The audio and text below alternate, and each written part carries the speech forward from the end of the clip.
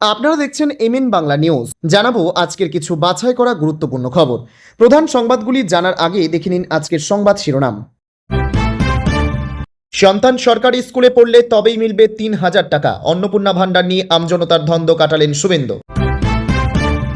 Smart মিটারে মাসে ৬০০ টাকা রিচার্জে চলবে এসে, পাখা, ফ্রিজ, লাইট সব মধ্যবিত্তের জন্য রইল গোপন সূত্র। দম বন্ধ হলে পাকিস্তান বাংলাদেশ চলে যান। রেড রোডে যোগা বনাম নামাজ বিতর্কে বিস্ফোরক দিলীপ ঘোষ। লাখ লাখ মহিলার মুখে ফুটল হাসি। অন্নপূর্ণা ভান্ডারের টাকা কবে ঢুকবে অ্যাকাউন্টে? মা বোনেদের জন্য দিনক্ষণ ঘোষণা শুভেন্দুর। ১২ ঘন্টা ধরে হাড়ভাঙা খাটুনি, করোনায় কাজ হারিয়ে ফুটপাথে দোকানদারি। ৮২ বছরের মনসুখ কাকাই এখন সকলের অনুপ্রেরণা। অন্নপূর্ণা ভান্ডারের ৩,০০০ টাকা কি অনিশ্চিত? আবেদনের পর কেন বাতিল হতে পারে আপনার নাম? ৫,০০০ পাথর গিজগিজ করছিল গল ব্লাডারে। গুনে গুনে বের করলেন বাঙুরের ডাক্তারবাবু। কি করে হয় এমন? ২,০০০-এর ওষুধ ২০০ টাকায়। রাজ্যে এবার আরও ৪৬৯টি জনঔষধি কেন্দ্র, বাড়বে সুবিধা। ৭ দিন বন্ধ থাকবে রেড রোড, মামলা হতেই বড় নির্দেশ হাইকোর্টের। জনকল্যাণ শিবিরে আয়ুষ্মান ভারতের রেজিস্ট্রেশন করেছেন, ২৫ জনের মধ্যে সারতে হবে এই কাজ। আরও ৩ কোটি মানুষকে রেশন কার্ড দেবে কেন্দ্র সরকার। হু হু করে কমল সোনার দাম, লক্ষ্মীবারে বিরাট সুখবর। কলকাতায় কত হলো ২২ ক্যারেটের দর? ছুটি বাতিলই চূড়ান্ত, যোগ দিবসে হাজিরা দিতেই হবে সরকারি কর্মীদের। হাইকোর্ট থেকে বিগ ব্রেকিং। বাংলার আর্থিক উন্নয়নে বড় চমক, দিল্লি থেকে সুখবর নিয়ে ফিরলেন অর্থমন্ত্রী। মুখ্যমন্ত্রী জানিয়েছেন সরকার আর বুলডোজার চালাবে না। রেলের সঙ্গে কথা বলবে বৈঠকের পর, দাবি কুণালের। চলে যান বাংলাদেশে, নিরাপত্তা ইস্যুতে মমতাকে ঝাঁঝালো আক্রমণ দিলীপের। সত্য মিথ্যা জানি না, শুনেছি নিজের পরিবারে খুব একটা নিরাপদ নন মমতা বন্দ্যোপাধ্যায়। নিরাপত্তা প্রত্যাহার বিতর্কে বিস্ফোরক অগ্নিমিত্রা। কবে ঢুকবে জুনের অন্নপূর্ণা ভান্ডারের আবেদনের টাকা? বড় আপডেট দিলেন শুভেন্দু অধিকারী। কুর্সি কি পেটি বাদ লিজিয়ে, অভিষেককে গ্রেপ্তারির হুমকি রিজু দত্তর। তীব্র কটাক্ষ প্রাক্তন তৃণমূল নেতার। এতদিন নিজেকে সুরক্ষিত করে বাংলার মানুষকে অত্যাচার করেছেন, মমতাকে তীব্র আক্রমণ অগ্নিমিত্রার। রেশন কার্ড পেতে আর দেরি কেন? নতুনদের জন্য বড় সুখবর দিল মোদী সরকার। মাথায় হেলমেট পরিয়েও শেষ রক্ষা হলো না, আদালত চত্বরেই উদয়ন গুহকে লক্ষ্য করে পচা ডিম আলু বৃষ্টি। রেড রোডের যোগ দিবসে সবুজ সংকেত হাইকোর্টের। অন্তর্বর্তী স্থগিতাদেশ দিতে নারাজ আদালত, তবে পুলিশকে কড়া নির্দেশ। এতক্ষণ শুনছিলেন সংবাদ শিরোনাম, এবার আসছে বিস্তারিত খবরে। ভিডিওটি ভালো লাগলে লাইক করুন এবং আমাদের ইউটিউব চ্যানেলটি সাবস্ক্রাইব করে আমাদের সঙ্গে থাকুন। পরবর্তী আপডেটের জন্য ধন্যবাদ। বিধানসভা নির্বাচনে দেওয়া মেগা প্রতিশ্রুতি রক্ষা করে ক্ষমতায় এসেই অন্নপূর্ণা ভান্ডার প্রকল্প চালু করেছে নতুন বিজেপি সরকার। জুন মাস থেকে রাজ্যের কোটি কোটি মহিলার ব্যাংক অ্যাকাউন্টে ৩,০০০ টাকা করে ঢুকতে শুরু করেছে। তবে এই প্রকল্পের আবেদনপত্রের ফর্ম পূরণ করতে গিয়ে ঘুম উড়েছিল আমজনতার। ফর্মে পরিবারের জমির পরিমাণ, কোভিড টিকার তথ্য থেকে শুরু করে সন্তান কোন স্কুলে পড়ে সমস্ত খুঁটিনাটি তথ্য চাওয়া হচ্ছিল। ফলে কার অ্যাকাউন্টে টাকা ঢুকবে আর কার নাম বাদ যাবে তা নিয়ে গত কয়েকদিন ধরে তীব্র জল্পনা চলছিল। অবশেষে বুধবার দক্ষিণ ২৪ পরগনার ফলতার এক সরকারি অনুষ্ঠান থেকে এই সমস্ত ধোঁয়াশা এক তুড়িতে উড়িয়ে দিলেন খোদ মুখ্যমন্ত্রী শুভেন্দু অধিকারী। ফলতার মঞ্চ থেকে মুখ্যমন্ত্রী স্পষ্ট জানান, অন্নপূর্ণা ভান্ডার নিয়ে ফর্মে এত তথ্য চাওয়ার পেছনে একটি বড় কারণ রয়েছে। পূর্ববর্তী তৃণমূল সরকারের লক্ষ্মীর ভান্ডার প্রকল্পের তীব্র সমালোচনা করে শুভেন্দু বলেন, আগের সরকারের আমলে এই ধরনের সমাজ কল্যাণমূলক প্রকল্পে ব্যাপক দুর্নীতি হয়েছে। আমরা স্কুটিনি করতে গিয়ে দেখেছি, খোদ মুর্শিদাবাদ জেলাতেই ৪,৫০০-এর বেশি পুরুষ মানুষ নিয়ম বহির্ভূতভাবে এই প্রকল্পের সুবিধা ভোগ করছিলেন।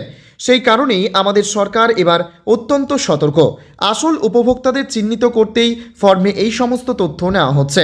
ইতিমধ্যে ১ কোটির বেশি আবেদনপত্র জমা পড়েছে। মুখ্যমন্ত্রী সাফ জানিয়ে দেন, যেসব স্কুলে ধর্মীয় গোঁড়ামির শিক্ষা দেওয়া হয় কিংবা ভারতের সংবিধান বিরোধী কথা শেখানো হয়, সেই সব স্কুলের পড়ুয়াদের অভিভাবকরা এই ভাতার টাকা পাবেন না, কারণ ওই পড়াশোনা দেশের মূল ধারার শিক্ষার মধ্যে পড়ে না। এর পাশাপাশি করোনাকালে যারা সরকারের দেওয়া কোভিড সুরক্ষামূলক টিকা নেননি তারাও এই ভাতার আওতা থেকে পুরোপুরি বাদ পড়বেন বলে স্পষ্ট করে দিয়েছেন মুখ্যমন্ত্রী। গ্রীষ্মের দাবদাহ শুরু হতেই প্রতিটি পরিবারের বিদ্যুৎ বিল নিয়ে উদ্বেগ তৈরি হয়। বিশেষ করে বাড়িতে যদি এয়ার কন্ডিশনার, রেফ্রিজারেটর এবং একাধিক সিলিং ফ্যান নিয়মিত চলে তবে মাসের শেষে পকেটে টান পড়া স্বাভাবিক। তবে বর্তমানে ডিজিটাল প্রযুক্তির ছোঁয়ায় বিদ্যুৎ বন্টন ব্যবস্থার খোলনলচে বদলে যাচ্ছে। প্রথাগত পুরনো মিটারের জায়গায় এখন দ্রুত স্থান করে নিচ্ছে আধুনিক স্মার্ট মিটার। সঠিকভাবে এই প্রযুক্তিকে কাজে লাগাতে পারলে এবং কিছু নির্দিষ্ট কৌশল মেনে চললে অত্যন্ত সামান্য খরচেও মাসের পুরোটা সময় স্মার্ট মিটারের সঙ্গে স্বাচ্ছন্দ্যে সমস্ত বৈদ্যুতিক সরঞ্জাম চালানো সম্ভব। বিদ্যুৎ সাশ্রয়ের মূল কৌশলে যাওয়ার আগে এই নতুন প্রযুক্তির কার্যকারিতা বোঝা অত্যন্ত জরুরি। প্রথাগত মিটারে মাসের শেষে কর্মীরা এসে রিডিং নিয়ে যেতেন এবং গ্রাহকেরা জানতে পারতেন না ঠিক কোন সময়ে কতখানি বিদ্যুৎ খরচ হচ্ছে। কিন্তু নতুন প্রযুক্তির এই ডিভাইসে রিয়েল টাইম ডেটা বা প্রতি মুহূর্তের খরচের হিসাব দেখা যায়। আপনি যখনই কোনো ভারী যন্ত্র চালু করবেন তখনই মিটারের ডিসপ্লে বা সংশ্লিষ্ট মোবাইল অ্যাপ্লিকেশনে বিদ্যুতের ব্যবহারের গ্রাফ একলাফে কতটা ওপরে উঠল তা স্পষ্ট ধরা পড়ে। এই সচেতনতায় গ্রাহককে অপচয় রোধে সবচেয়ে বেশি সাহায্য করে। 600 টাকায় এসি, ফ্রিজ সহ সব চালানো সম্ভব। এই চমৎকার বিষয়টি পুরোপুরি নির্ভর করে স্মার্ট মিটারের প্রিপেইড রিচার্জ ব্যবস্থা এবং আপনার প্রতিদিনের হিসাবি ব্যবহারের ওপর। প্রথাগত মিটারে মাস শেষে কত বিল আসবে তা আগে থেকে জানা যায় না, ফলে দেদার অপচয় হয়। কিন্তু স্মার্ট মিটারে আপনি মোবাইলের মতো আগে থেকেই 600 টাকা বা আপনার বাজেট অনুযায়ী রিচার্জ করে নিতে পারেন। যখনই চোখের সামনে ব্যালেন্স কমতে থাকবে তখনই আপনি সতর্ক হয়ে যাবেন। এই প্রযুক্তিতে প্রতি ঘন্টার খরচের লাইভ আপডেট পাওয়া যায় বলে ঠিক কোন সময়ে কোন যন্ত্রটি চালালে টাকা দ্রুত ফুরিয়ে যাচ্ছে তা সহজেই ধরা পড়ে। ফলে নিজের অজান্তেই বিদ্যুৎ অপচয়ের অভ্যাস বন্ধ হয়ে যায়। প্রযুক্তির যতই উন্নতি হোক না কেন, মানুষের সচেতনতা এবং দৈনন্দিন অভ্যাসের পরিবর্তন ছাড়া সম্পূর্ণ বিদ্যুৎ সাশ্রয় অসম্ভব। ঘর থেকে বেরোনোর সময় আলো, পাখা বা এসির সুইচ বন্ধ করার ছোট অভ্যাসগুলো দীর্ঘমেয়াদে বড় সাশ্রয় এনে দেয়। অনেক সময় টেলিভিশন বা কম্পিউটার রিমোট দিয়ে বন্ধ করার পর আমরা মেইন সুইচ বন্ধ করি না। একে স্ট্যান্ড বাই মোড বলা হয়, যা অলক্ষ্যে কিছুটা বিদ্যুৎ শোষণ করতে থাকে। এই ছোটোখাটো অবহেলাগুলো এড়িয়ে চললে এবং নতুন মিটারের ডেটা বিশ্লেষণ করে চললে খুব সামান্য রিচার্জেই পুরো মাসের প্রয়োজনীয় বৈদ্যুতিক সরঞ্জাম অনায়াসে সচল রাখা সম্ভব। আগামী 21শে জুন আন্তর্জাতিক যোগ দিবস উপলক্ষে কলকাতায় আসছেন প্রধানমন্ত্রী নরেন্দ্র মোদী। কলকাতার ঐতিহাসিক রেড রোডে আয়োজিত হতে চলেছে যোগ দিবসের এক বর্ণাঢ্য ও মেগা অনুষ্ঠান। প্রধানমন্ত্রী স্বয়ং সেই কর্মসূচিতে উপস্থিত থেকে যোগাভ্যাস করবেন। দেশের প্রধানমন্ত্রীর আগমন ও নিরাপত্তার স্বার্থে ওই দিন রেড রোড এবং তার সংলগ্ন বেশ কিছু রাস্তা বেশ কিছু সময়ের জন্য সম্পূর্ণ বন্ধ রাখার সিদ্ধান্ত নিয়েছে প্রশাসন। আর এই সিদ্ধান্তকে কেন্দ্র করেই এবার রাজ্য রাজনীতিতে এক নতুন বিতর্কের সূত্রপাত হয়েছে। একাংশের মহল থেকে প্রশ্ন তোলা হয়েছে, বর্তমান সরকার যেখানে রাস্তায় নামাজ পড়ার ওপর নিষেধাজ্ঞা জারি করেছে, সেখানে কোন যুক্তিতে কলকাতার অন্যতম প্রধান ও ব্যস্ততম রাস্তা রেড রোড আটকে এই ধরনের যোগ দিবসের অনুষ্ঠান করার অনুমতি দেওয়া হচ্ছে। রাস্তায় ধর্মীয় আচার বনাম যোগ দিবসের এই বিতর্ক রাজ্য রাজনীতিতে দানা বাঁধতেই আসরে নেমেছে রাজ্যের মন্ত্রী তথা দাপুটে বিজেপি নেতা দিলীপ ঘোষ। বরাবরের মতোই নিজের চেনা আগ্রাসী মেজাজে এই বিতর্ক নিয়ে কার্যত আগুন ঝরানো মন্তব্য করলেন তিনি। সাংবাদিকদের মুখোমুখি হয়ে রেড রোড বন্ধ রাখার সিদ্ধান্তকে সম্পূর্ণ যুক্তিযুক্ত বলে দাবি করেন দিলীপ ঘোষ। তিনি স্পষ্ট জানান, দেশের প্রধানমন্ত্রীর নিরাপত্তার একটি প্রোটোকল বা নিয়ম থাকে। দিলীপ ঘোষের কথায়, প্রধানমন্ত্রী এলে তো সব রাস্তায় বন্ধ হয়, শুধু রেড রোড কেন, উনি যেখানেই যাবেন নিরাপত্তার কারণে সেই রাস্তায় বন্ধ হবে। তাছাড়া রেড রোডের যে অংশে এই আয়োজন করা হয়েছে সেখানে এমনিতেই যান চলাচল অন্য রাস্তার তুলনায় কিছুটা কম থাকে। আর 21 জুন ছুটির দিন হওয়ায় ওই এলাকায় সাধারণ মানুষের যাতায়াত এমনিতেই কম থাকবে, ফলে সাধারণ মানুষের খুব একটা অসুবিধা হবে না। বক্তব্যের শেষে রাজ্যের মন্ত্রী তথা বিজেপি নেতা দিলীপ ঘোষ স্পষ্ট করে দেন যে রাজ্যে এখন রাজনৈতিক পট পরিবর্তন ঘটেছে এবং আইন সবার জন্য সমান। তিনি হুঁশিয়ারি সুরে বলেন, বাংলায় এখন সরকার পাল্টে গেছে, লোকজনও পাল্টে গেছে। নিয়মের বাইরে গিয়ে রাস্তা আটকে যা খুশি করার দিন শেষ, এগুলো আমরা বন্ধ করব। এবার থেকে এসব বন্ধ হবেই, এটা সবাই ভালো করে জেনে রাখুন। আন্তর্জাতিক যোগ দিবস পালন ঘিরে রাজ্য জুড়ে প্রস্তুতি তুঙ্গে। এই যোগ দিবস পালনের জন্য 7 দিন কলকাতার রেড রোড বন্ধ রাখার সিদ্ধান্ত নেওয়া হয়েছে। এতে সাধারণ মানুষের দুর্ভোগের আশঙ্কায় কলকাতা হাইকোর্টে মামলা দায়ের করেন আইনজীবীদের একাংশ। রেড রোড বন্ধ রাখা নিয়ে সম্প্রতি পুলিশের তরফে একটি নির্দেশিকা জারি করা হয়েছে। সেখানে বলা হয়েছে বিকল্প রাস্তার ব্যবস্থা রেখে 14 জুন রাত 10টা থেকে আগামী 21 জুন অবধি রেড রোড বন্ধ থাকবে। এই নিয়ে কলকাতা হাইকোর্টের দ্বারস্থ হন আইনজীবীদের একাংশ। বৃহস্পতিবার এই মামলার শুনানিতে বিচারপতি সৌগত ভট্টাচার্য পরামর্শ দেন 21 তারিখ অবধি নাগরিকরা যেন বিকল্প রাস্তা ব্যবহার করেন। একই সঙ্গে বিচারপতি জানতে চান এই অনুষ্ঠান কেন ব্রিগেডে করা হচ্ছে না। জবাবে রাজ্যের অ্যাডিশনাল এজি বিল্লদল ভট্টাচার্য বলেন, সেনাবাহিনীর তরফে এই অনুষ্ঠানের জন্য রেড রোডের অনুমোদন করা হয়েছে। এটি রাজ্য সরকারের অনুষ্ঠান, মাত্র 800 মিটার বন্ধ করা হয়েছে, বাকি সব রাস্তা খোলা রয়েছে। জবাবে অ্যাডিশনাল এজি বলেন, প্রধানমন্ত্রী নরেন্দ্র মোদী এসপিজি নিরাপত্তা পান, সেই জন্য সম্পূর্ণ রাস্তা বন্ধ করতে হচ্ছে। ওনার নিরাপত্তার জন্যই অনুষ্ঠানটি ব্রিগেডে করা যাচ্ছে না। এরপর হাইকোর্ট জানায় সিপির বিজ্ঞপ্তি নিয়ে প্রশ্ন রয়েছে। আগামী 3 সপ্তাহের মধ্যে সব পক্ষকে হলফনামা দিতে হবে। আগামী দিনে এই মামলায় সেনাবাহিনীকে যুক্ত করতে হবে। বিচারপতির নির্দেশ, রেড রোড বন্ধ থাকাকালীন নাগরিকদের জন্য পুলিশকে বিকল্প রাস্তার ব্যবস্থা করতে হবে এবং অনুষ্ঠান শেষ হওয়ার পর এই রাস্তা যাতে ফের ব্যবহার করা যায় সেটাও পুলিশকে নিশ্চিত করতে হবে। শহর কলকাতার অন্যতম গুরুত্বপূর্ণ রাস্তা রেড রোড। আইনজীবী সংগঠনের দাবি ছিল এই রাস্তা 7 দিন ধরে বন্ধ থাকায় সকাল থেকে ব্যাপক যানজট তৈরি হচ্ছে। আদালতে যাওয়া আসা করতে গিয়ে সমস্যার সম্মুখীন হচ্ছেন আইনজীবীরা। এবার এই মামলার শুনানিতে বড় নির্দেশ দিল কলকাতা হাইকোর্ট। বাংলায় ডাবল ইঞ্জিন সরকার আসতেই একের পর এক সরকারি প্রকল্প চালু হচ্ছে। আগে যে কেন্দ্রীয় সরকারি প্রকল্পগুলো রাজ্যে চালু ছিল না, বিজেপি ক্ষমতায় আসতেই চালু হয়েছে সেই সব প্রকল্প। আয়ুষ্মান ভারত, পিএম কিষাণ যোজনার মতো প্রকল্পের সুবিধা এবার পাবেন বাংলার মানুষও। মুখ্যমন্ত্রী শুভেন্দু অধিকারী ঘোষণা করেন, আগামী জুলাই মাস থেকে বাংলায় চালু হবে আয়ুষ্মান ভারত। এই প্রকল্পের আওতায় বছরে 5 লক্ষ টাকা পর্যন্ত নিখরচায় চিকিৎসা পরিষেবা পাওয়া যাবে। জনকল্যাণ শিবিরে চলছে আয়ুষ্মান ভারতের আবেদনও। ইতিমধ্যে এই প্রকল্পের জন্য বাড়ি বাড়ি গিয়ে তথ্য যাচাইয়ের কাজ শুরু হয়ে গিয়েছে।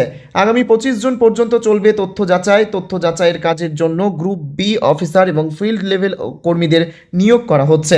এই প্রকল্পের জন্য উপভোক্তাদের গ্রাউন্ড লেভেল যাচাই এবং কেওয়াইসি প্রক্রিয়া শুরু হয়েছে মঙ্গলবার থেকে। স্বাস্থ্য দপ্তর সূত্রে খবর, প্রথমে 3টি গ্রাম পঞ্চায়েত এলাকায় পাইলট প্রজেক্ট হিসেবে শুরু হবে প্রকল্পের কাজ। সরকারের কাছে থাকা তথ্য ভাণ্ডারের সঙ্গে উপভোক্তার দেওয়া তথ্য মিলে গেলে সেখানেই করা হচ্ছে কেওয়াইসি। আয়ুষ্মান ভারত প্রকল্পের উপভোক্তা চিহ্নিতকরণের কাজও ইতিমধ্যেই শুরু হয়ে গিয়েছে। এর জন্য জাতীয় খাদ্য সুরক্ষা আইনের অধীনস্থ ডেটাবেসকে মূল উৎস হিসেবে ব্যবহার করা হচ্ছে। ডেটাবেসের আওতাভুক্ত অন্তর্দয় অন্ন যোজনা, বিশেষ অগ্রাধিকারপ্রাপ্ত এবং অগ্রাধিকারপ্রাপ্ত রেশন কার্ড হোল্ডারদের তথ্য যাচাই করে আয়ুষ্মান ভারতের উপভোক্তা হিসেবে তালিকায় নাম নথিভুক্ত করা হবে। গত 9 জুন থেকে রাজ্য জুড়ে প্রকল্পের উপভোক্তাদের ভেরিফিকেশন এবং কেওয়াইসি প্রক্রিয়া শুরু হয়েছে। 25 জুন পর্যন্ত দেওয়া হয়েছে ডেডলাইন।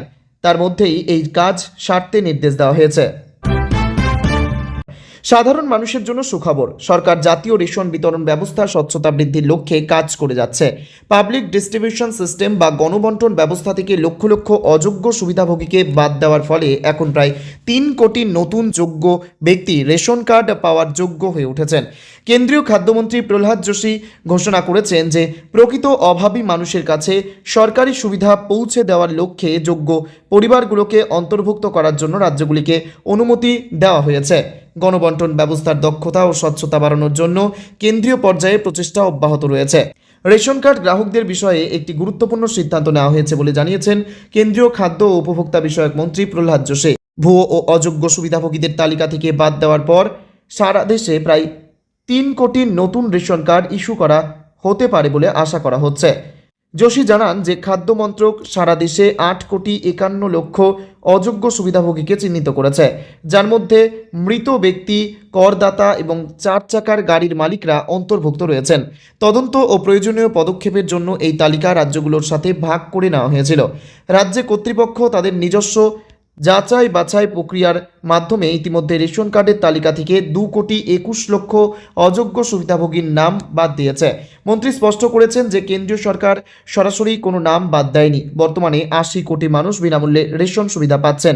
রাজ্যগুলোকে রেশন ব্যবস্থার যোগ্য ব্যক্তিদের অন্তর্ভুক্ত করার অনুমতি দেওয়া হয়েছে, যার ফলে প্রায় 3 কোটি নতুন সুবিধাভোগী রেশন কার্ড পেতে পারেন। প্রধানমন্ত্রী গরিব কল্যাণ অন্ন যোজনার আওতায় 80 কোটি মানুষকে বিনামূল্যে খাদ্যশস্য প্রদানের লক্ষ্যমাত্রা নেওয়া হয়েছে এবং বর্তমানে প্রায় 79 কোটি মানুষ সরকারি রেশন কর্মসূচির সুবিধা পাচ্ছেন। যোশী জোর দিয়ে বলেন যে পিডিএসের ডিজিটালাইজেশন বিতরণ প্রক্রিয়ায় স্বচ্ছতা বাড়িয়েছে।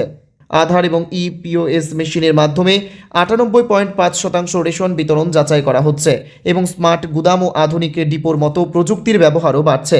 সরকারের মূল লক্ষ্য খরচ কমানো নয়, বরং সরকারি খাদ্যশস্য যাতে প্রকৃত অভাবী মানুষের কাছে পৌঁছে তা নিশ্চিত করা। রেশন বিতরণ ব্যবস্থাকে সম্পূর্ণ ডিজিটালাইজ করা এবং এতে স্বচ্ছতা বৃদ্ধি করাই এখন সরকারের অগ্রাধিকার। সোনার দামে বড়সড় স্বস্তি মধ্যবিত্তের। আজ লক্ষ্মীবারে হলুদ ধাতুর দর নিম্নমুখী। এখনও মধ্যবিত্তের সাধ্যের মধ্যে রয়েছে 22 ক্যারেটের দর। আন্তর্জাতিক বাজারে অপরিশোধিত তেলের দাম কমলেও সোনার দাম এখনও চড়তে শুরু করেনি। বিয়ের মরশুমের আগে সোনার গয়না কেনার একটা সুবর্ণ সুযোগ বলে দাবি ওয়াকিবহল মহলের। এক নজরে দেখে নিন আজ 18 জুন বৃহস্পতিবার কোন শহরে সোনার দাম কত। কলকাতায় 10 গ্রাম 22 ক্যারেট সোনার দাম 1,38,500 টাকা। 10 গ্রাম 24 ক্যারেট সোনার দাম 1,51,100 টাকা। দিল্লিতে 10 গ্রাম 22 ক্যারেট সোনার দাম 1,38,650 টাকা। 10 গ্রাম 24 ক্যারেট সোনার দাম 1,51,250 টাকা। মুম্বাইয়ে 10 গ্রাম 22 ক্যারেট সোনার দাম 1,38,500 টাকা। 10 গ্রাম 24 ক্যারেট সোনার দাম 1,51,100 টাকা। আহমেদাবাদে 10 গ্রাম 22 ক্যারেট সোনার দাম 1,38,550 টাকা। 10 গ্রাম 24 ক্যারেট সোনার দাম 1,51,150 টাকা। পুনেতে 10 গ্রাম 22 ক্যারেট সোনার দাম 1,38,500 টাকা। 10 গ্রাম 24 ক্যারেট সোনার দাম 1,51,100 টাকা। জয়পুরে 10 গ্রাম 22 ক্যারেট সোনার দাম 1,38,650 টাকা। 10 গ্রাম 24 ক্যারেট সোনার দাম 1,51,250 টাকা। বেঙ্গালুরুতে 10 গ্রাম 22 ক্যারেট সোনার দাম 1,38,500 টাকা। 10 গ্রাম 24 ক্যারেট সোনার দাম 1,51,100 টাকা। লখনৌয়ে 10 গ্রাম 22 ক্যারেট সোনার দাম 1,38,650 টাকা। 10 গ্রাম 24 ক্যারেট সোনার দাম 1,51,250 টাকা। চেন্নাইয়ে 10 গ্রাম 22 ক্যারেট সোনার দাম 1,38,500 টাকা। 10 গ্রাম 24 ক্যারেট সোনার দাম 1,51,100 টাকা।